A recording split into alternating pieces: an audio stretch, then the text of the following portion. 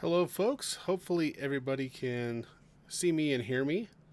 I know it's been a while, so we might be a little bit rusty at this. Let me bring my microphone a little bit closer and maybe you can hear me. Thank you all for showing up, especially on short notice. I gave about 20-minute notice on this one. I was outside working on the van and completely forgot. Actually, I just didn't realize what time it was. So came inside and got set up. So those of you that haven't seen, on Facebook, Valerie posted up some pictures. I bought a 1974 Mercedes 0309 Mercedes bus and planning on turning it into a camper van, but it's going to be a lot of work. We did take it for a drive around the property today after getting it up and running. I have no brakes, so that's as far as we can go. So that has been occupying at least my weekend, and we haven't been around because we've just been too busy. We have a lot of stuff going on. Hopefully that will change and we can at least be here every other week. I don't know if I can do every week coming through this summer, especially right now. We are 3 staff short. Hopefully not next week, but last week and the week before we were 3 staff short at work. People out sick or quarantined. So hopefully coming next week we will be less busy and I'll have more time to do stuff. I still plan on filming a video tomorrow and releasing it. There's a couple of options on there. I want to talk to you guys at the end of tonight's session to see what you guys want to do. Tonight we are going to cover week 18 of the Automotive Weekly waveform, and that is going to be the digital mass airflow sensors. Now, we covered analog mass airflow sensors on week 17 a while back. Those are pretty cut and dry. Just, when you need a voltage channel in your lab scope, hook up to the mass airflow sensor, give it a throttle snap, and make sure it responds. That's really all we can do, other than comparing service data to what our voltage is. Digital mass airflow sensors are slightly different. If we just hook up a voltage lead to the mass airflow, we are going to see a square wave. Most of them are 0 to 5 volts, and the frequency of that square wave is going to change with our airflow. So not a lot of useful information just looking at the voltage unless we do some sort of calculation to convert that from the analog waveform into a frequency conversion of some sort, which the picoscope can do it. I'm sure that the odd telescope can do it. The snap-on scope does it. You can't record the analog waveform and convert it into the frequency plot. You have to record it as a frequency plot.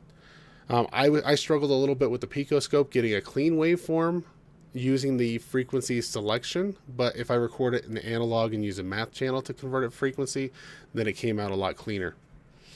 Now, I know a lot of you guys say or may think that mass airflow sensors, you either have a signal or you don't.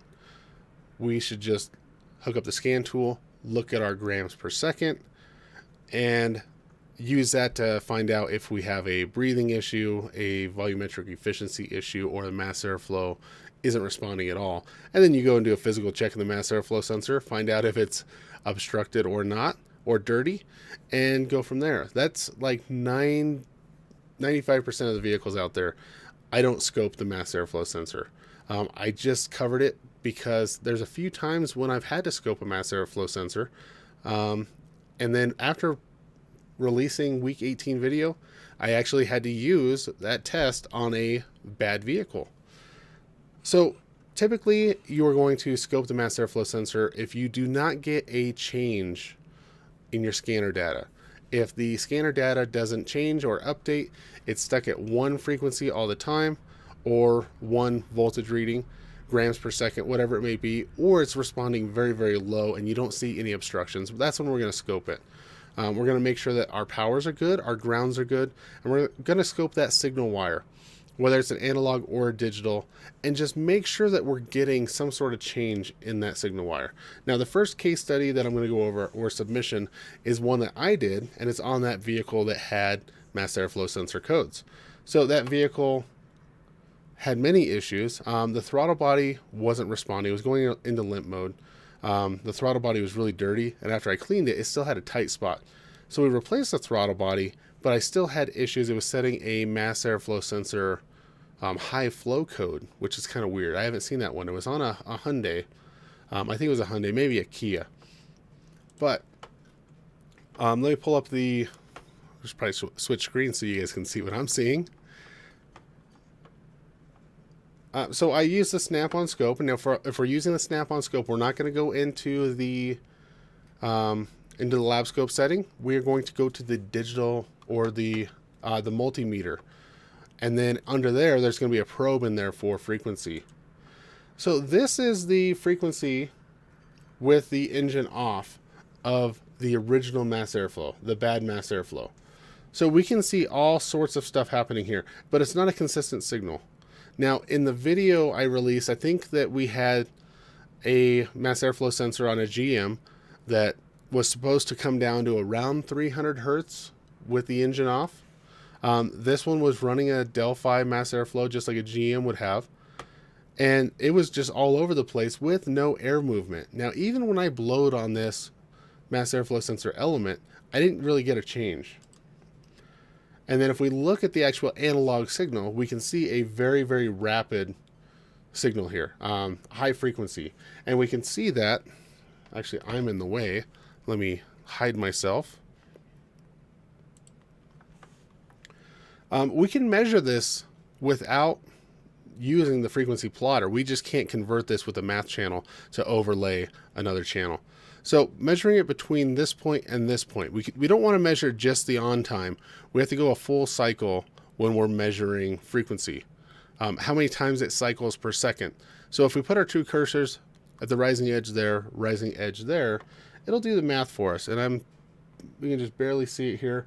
At that particular time, we were at 15,000 hertz at whenever I captured this. Now, if we go back, this one, we never jumped up that high, but maybe it's because my, screen time, my sweep time was 5 seconds. If I had a shorter sweep time, we may have, got some higher spikes in there. And then this is after replacing it using the frequency probe. So it says hertz down here at the bottom, and I'm on a 20,000 hertz scale, which I obviously didn't need because I never went over 7,000 hertz. At that cursor, I'm at 6.7 thousand hertz.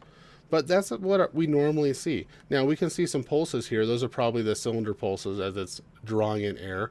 The big hump is when it fills the intake plenum. When I snap the throttle, it has to fill all that vacuum with air first, and then it starts feeding it to the engine. And then here is the analog waveform after replacing it. And I'm at 1.36 kilohertz.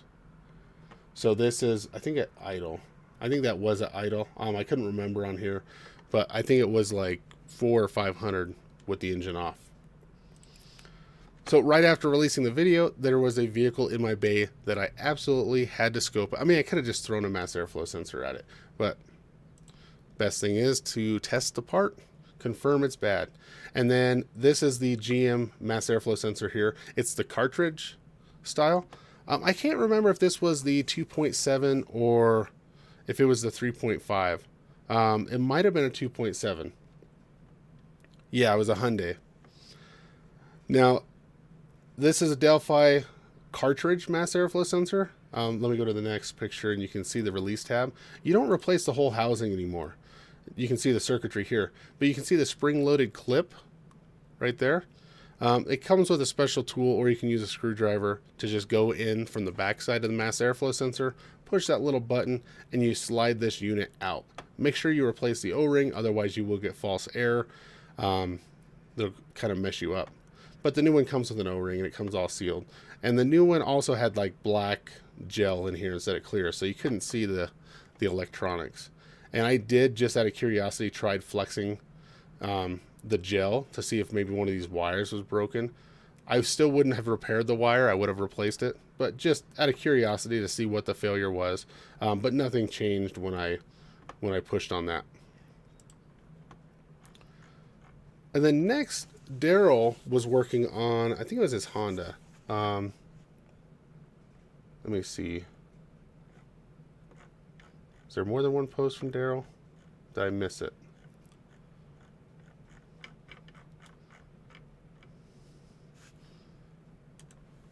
I'm pretty sure this was on his Honda Odyssey or something like that. So he was kind of messing around. You know, he had an idea of, let's tie an ignition sync to our mass airflow sensor signal and see if we can watch maybe the airflow entering the engine for each cylinder. That might indicate a breathing problem, or if you have a valve that's not opening. Now, this may be a little more difficult. I'm not sure exactly, but it might be more difficult on a vehicle that is at a low idle because you don't have as much airflow. But I'm not sure. You may be able to see it all the same. And then it kind of rose at the same time as the ignition command, which is kind of strange. But I suppose that if we put an overlay on this and we had a full rotation of the engine, this rotation here, or this draw of air, is probably on a different cylinder intake stroke. But then we could look at, you know, maybe compare the different readings as each one of those cylinders draws in air and identify a valve that's not opening, a flat cam or something like that. But the vehicles that typically don't have a flat cam aren't going to have a mass airflow sensor, like a Dodge or an older Chevy vehicle. I guess on the LS ones, if you had a intake valve or a active fuel management lifter that had collapsed and you suspected it, you could look at the mass airflow sensor and maybe see that lack of airflow. So Daryl got us thinking a little bit on that one. And I thought he had another post, but I don't see it. There was just a regular test on his vehicle. Oh, here it is, right above it. 07 Honda Odyssey. Mass airflow good, idle and snap. Now I can't remember if this one was a frequent, this is an analog one. So it was not a digital mass airflow. But we can see a little bit of a jump as he snapped the throttle, and then the rise as the engine revs up, comes back down to fast idle, and then to regular idle. Thanks for sharing that one, Daryl.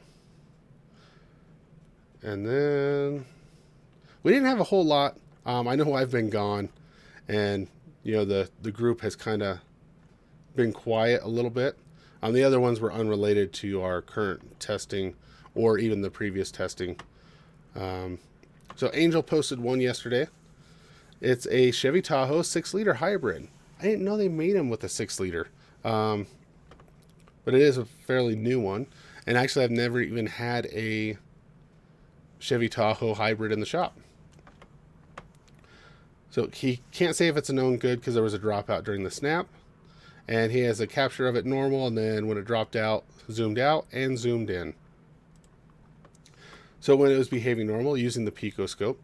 Now, I'm guessing this is the MAF channel, and that weird spike was because of that dropout. Let's see here. So we're sitting at about 4,000 hertz, or 4,000 hertz right here, except for that weird glitch, which is probably caused by that dropout. And that may be nothing to worry about. It's hard to say. If it only happened once, I would say it's just noise in the signal. And zoomed out, we can see the rise here and that big spike. That's what we were zoomed in on. Let me go to the next one, which I think is probably the when it was running normal. So with the math channel, if you have it all in auto mode on the picoscope, whatever the highest frequency is that it detects is what it's going to give you in the scaling. That's why that line was so far down on the screen. We didn't have a very good scale because the scale was so large to pick up that spike. So this one here, we are sitting probably around 4,000 hertz, nice and even. Now, we have even a cursor here, 4,500 hertz. Now, I don't know if this one was at idle. I forgot already.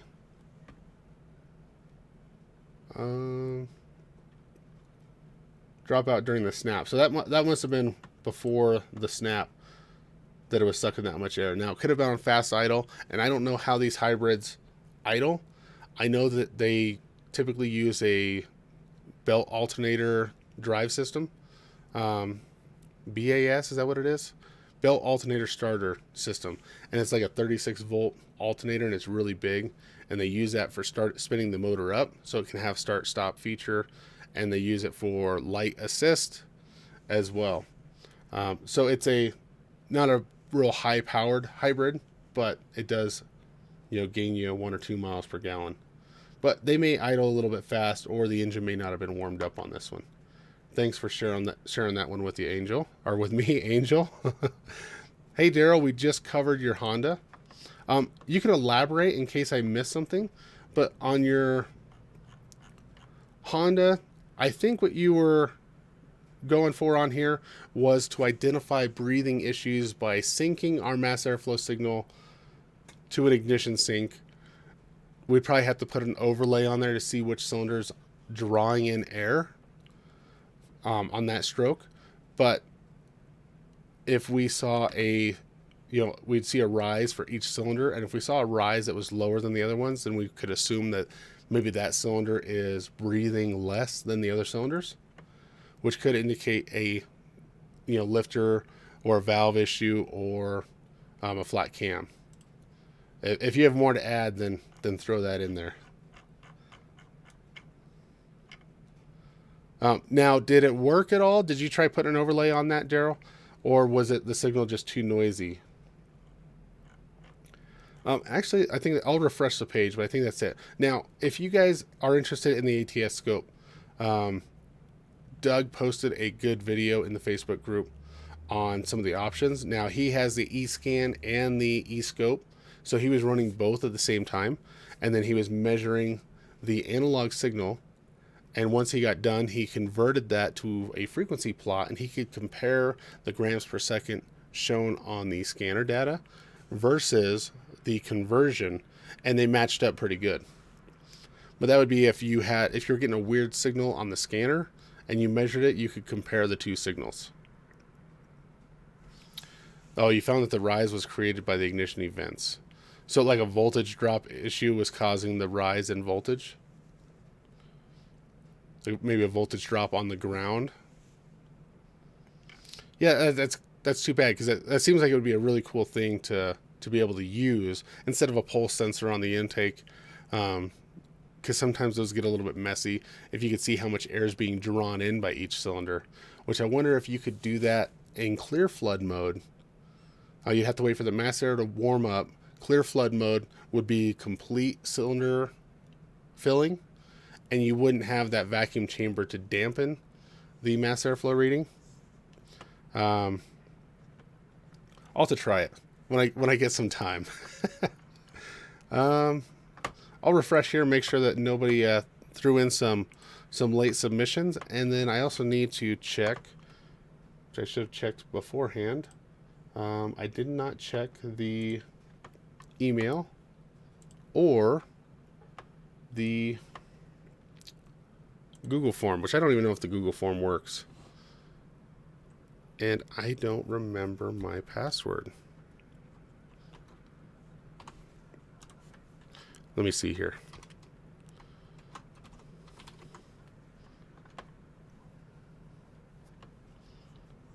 Okay, I did remember it. No emails.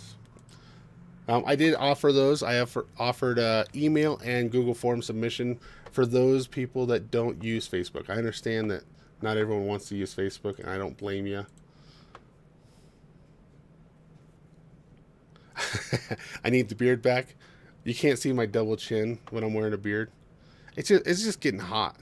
That's why I don't shave very often, so I just let it grow for a couple months and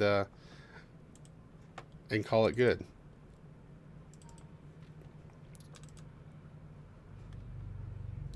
And I do not have any other submissions from the alternative means.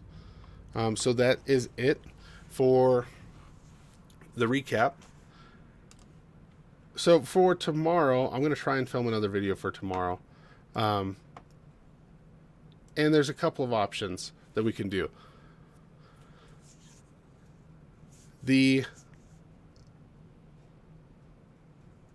I don't know. I mean, communication is something that, a lot of people can test, and it's easy to test. It's just two or three wires. 2-channel scope does a good job of it.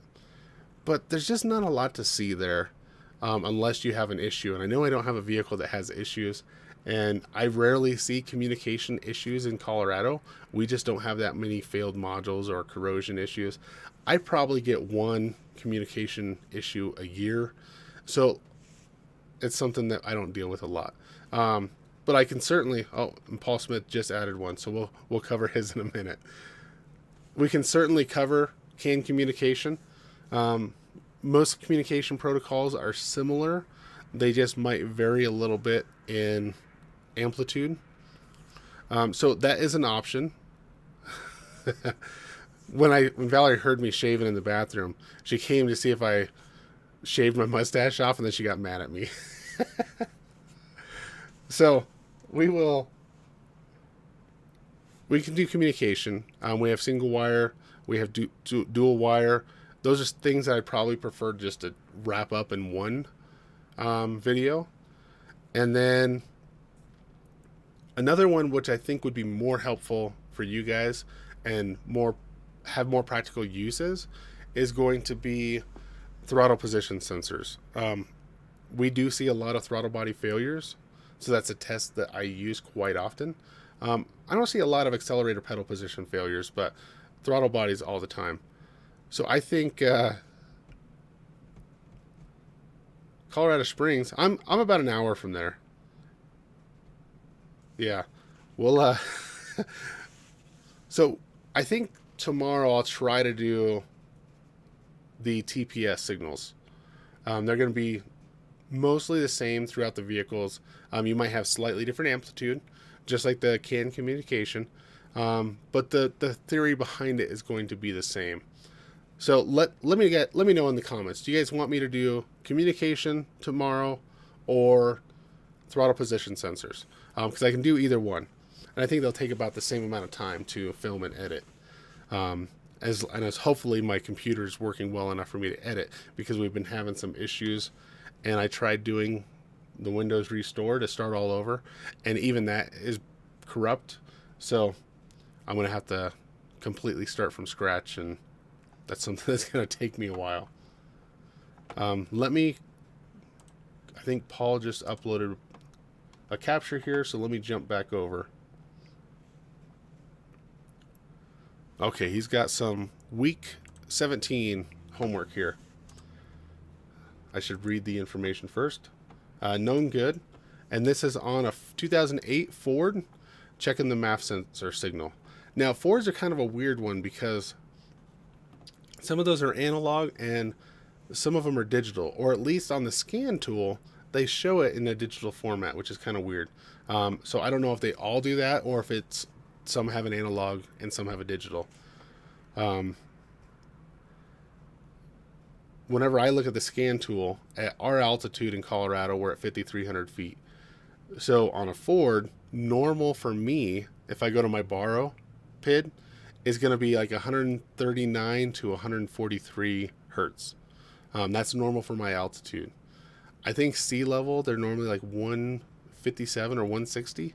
But I can't remember 100%. I just know when you reset keep live memory on a Ford, that's where they end up, is around 160 until you test drive it, and then it drops back down to the 143 range. And every once in a while I get them in the vehicle, a vehicle comes in and it says like 120 hertz, and the vehicle is running super lean because it thinks that it's at 10,000 feet.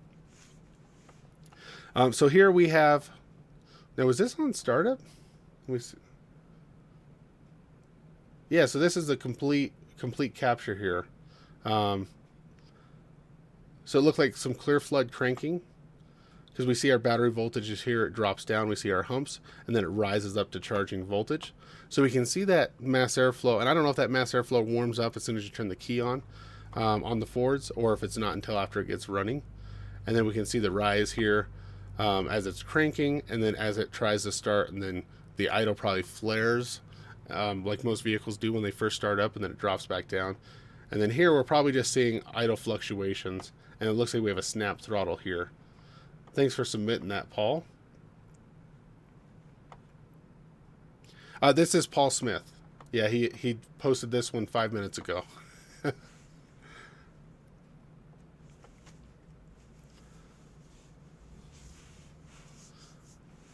let me catch back up on the comments here that are not beard and mustache related. Go Amish. So just the beard. I do have a U-scope.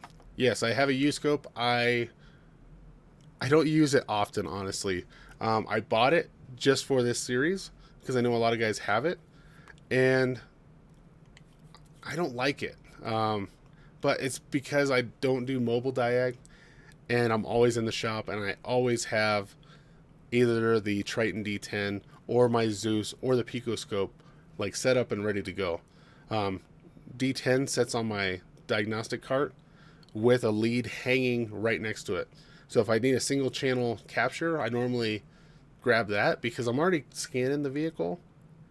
So any capture I do after scanning the vehicle, it saves that vehicle information if I go into the guided component test. So that's typically what I do. The U-scope, I've used it a few times since posting a video with it. And I'm actually testing out another one. It uses the H-scope app. I think I have the HS408. No, it's not a 408. I can't remember. I'm going to butcher it. It's one that I should be using more. It's tablet based, and it's a pretty powerful scope. I'm just not 100% used to the navigation of it, so I don't want to do a video, showing the wrong use of the scope. I have to do a little more research, and I just haven't had time. We've been so busy.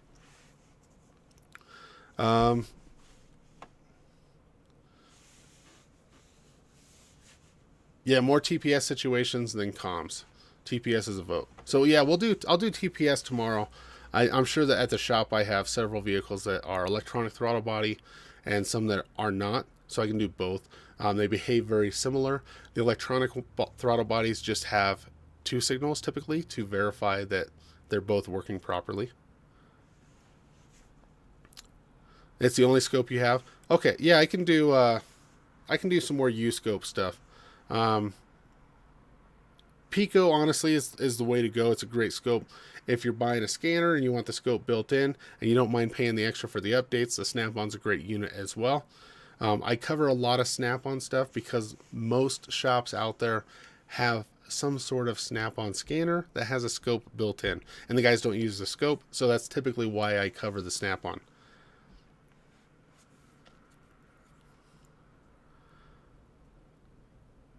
The mass airflow sensor waveforms are going to be a lot different on the diesels because diesels are going to have a really, really high volume of air all the time. There's no throttle body.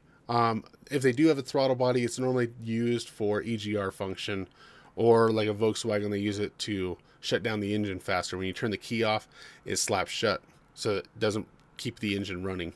Which is a really smart idea. I wish every single manufacturer would do that, because guys that work in the oil fields, if they drive a diesel truck, they normally have to have something fitted to the engine that can block the airflow off.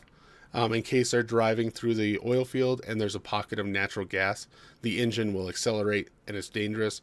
So if they're driving a diesel truck, they have to have something that can stop the air going into the engine. But a diesel, since it doesn't have a throttle body, it's running, wide open throttle all the time, and then they control the speed with the fuel. So you'll see a similar waveform, but it's gonna be elevated. You're not gonna get that big jump at the beginning when you snap the throttle. That won't be there. It should just taper up gradually. Once the turbo kicks in, it'll increase faster. So you'll see the turbo lag in there a little bit. And most of them, a lot of them out there, the mass airflow sensor is only used for verifying EGR flow. But most of the waveforms we do cover can be used in diesel vehicles as well, except for the ignition stuff and the injector stuff.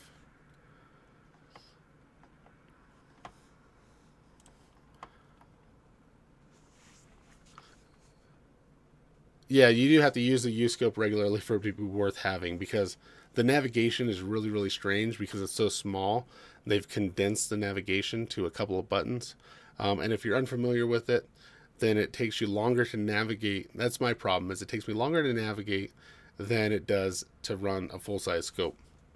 I probably need to just bring it back home so I can keep it here for home use, because quite often I'm at home and I'm like, oh, I gotta go back to the shop and grab a scope.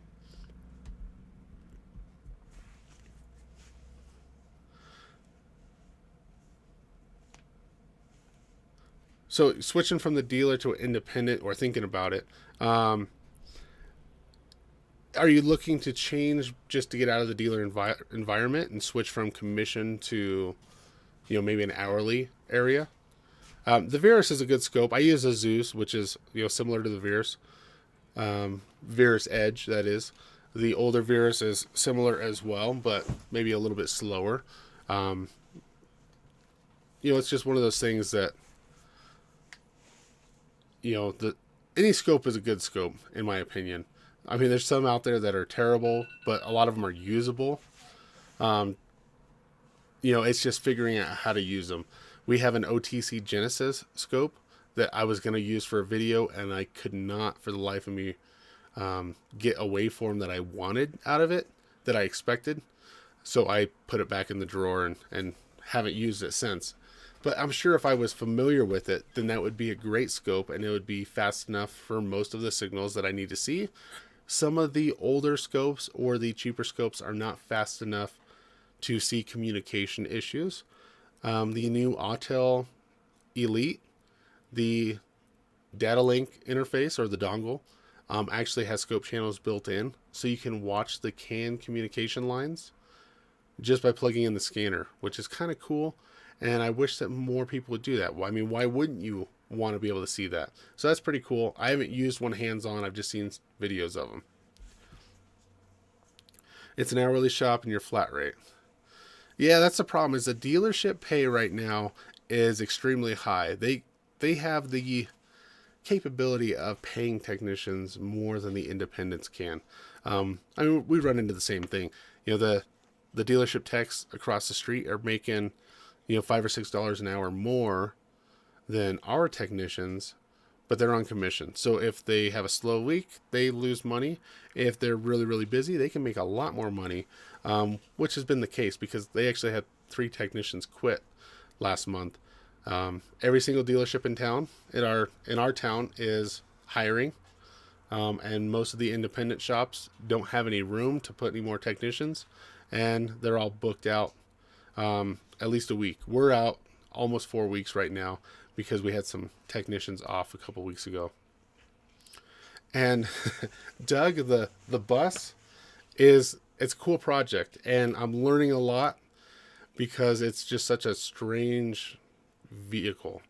Those of you that weren't here at the beginning, I've been spending my weekend working on a 1974 Mercedes 0309 bus.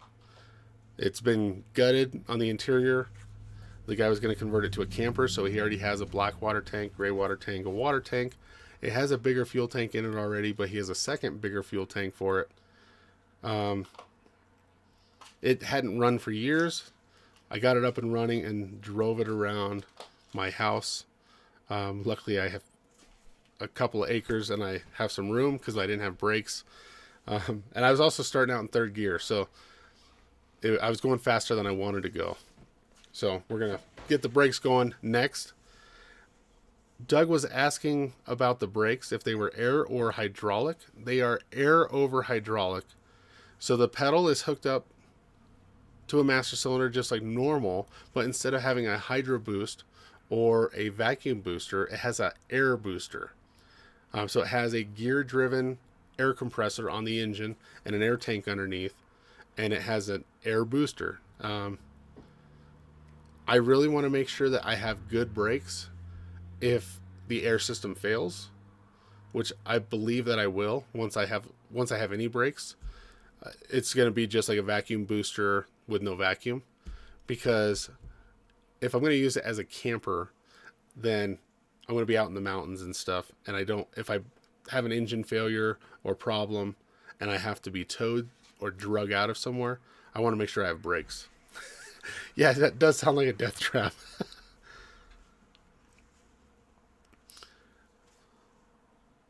Dennis from the Gadget Playlist. I like the thinking out of the box association of the mass and the mass airflow and the overlay for the engine breathing measurement, but doubt the response will be quick enough. And yeah, it could be, especially since, you know, like the snap-on, the guided component test takes you to a sweep time of 5 seconds. It's not a real fast responding sensor. It's just measuring the average airflow going into the engine. And Dennis, I have been using the H-scope. I want to be a little more proficient before I, include it in a video. I have to wrap my head around the zoom in and zoom out thing, because it works different than my other scopes. I think that's it. If you guys have any other questions or other videos that you guys want to see, like, tell me, what is a test that you find yourself struggling with? Every time you go to do that test, you're like, I don't even want to do that test. I'm like pretty sure this part's bad, but I don't know how to test it. So I'm just going to call the part. We're going to shotgun it, and normally you fix it, right? But you want to know how to test it, let me know, and we will try to get that into the lineup of upcoming videos, and I'll try to put it towards the front of the list. I think I have like 15 other ideas of videos, but some of them I'm not that experienced with, and I don't do that often, so I'm not an expert at them. Anything with a pulse sensor, my confidence is low when I go to use it, because I don't use it all the time. There's guys out there, Mario, Brandon Steckler, that can look at a waveform from a blurry picture on Facebook and say, yep, there's your problem right there. I don't use it enough to identify that. So that's why I haven't gone back into the pulse sensors, because I need to familiarize myself with the pulse sensors before doing so.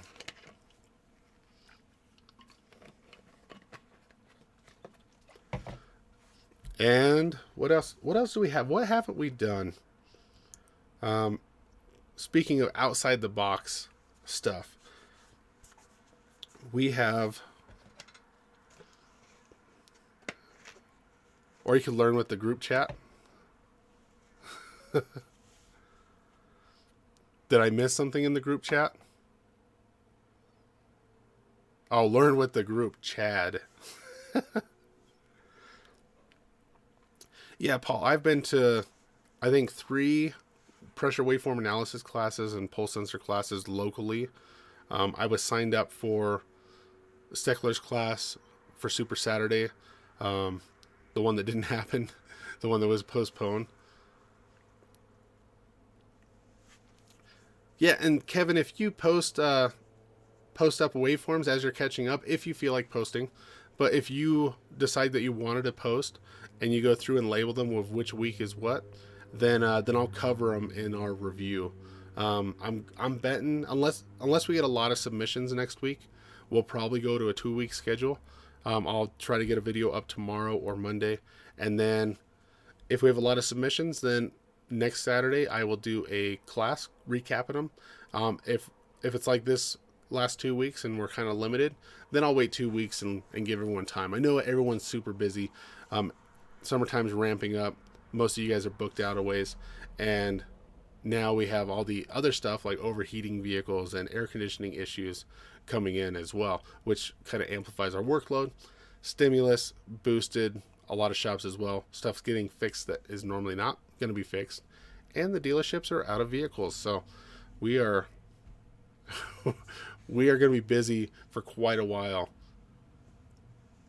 I think we'll wrap it up there before I drag this on any longer than it needs to be with needless stuff. I appreciate you guys for joining in and submitting the waveforms.